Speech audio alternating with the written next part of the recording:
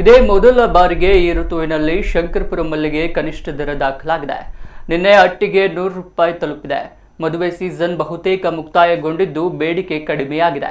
ಇನ್ನೊಂದೆಡೆ ಕೆಲ ದಿನಗಳಿಂದ ಸ್ವಲ್ಪ ಪ್ರಮಾಣದ ಮಳೆಯಾದ ಹಿನ್ನೆಲೆ ಇಳುವರಿಯೂ ಸ್ವಲ್ಪ ಪ್ರಮಾಣದಲ್ಲಿ ಏರಿಕೆಯಾಗಿದೆ.